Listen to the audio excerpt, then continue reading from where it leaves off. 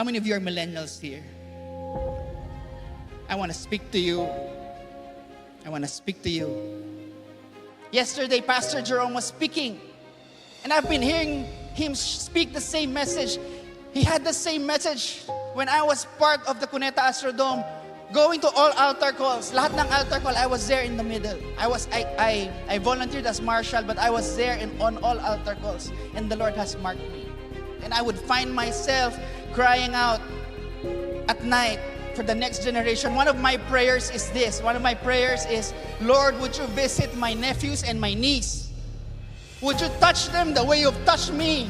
The way you've touched and marked my generation? The way you've shown me how it is like to be fully laid down for you?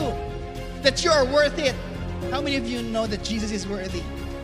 And how many of you know that it is His desire for us to be the co-heirs of Jesus Christ? Oh, not just to share in His inheritance, but to share also in His suffering.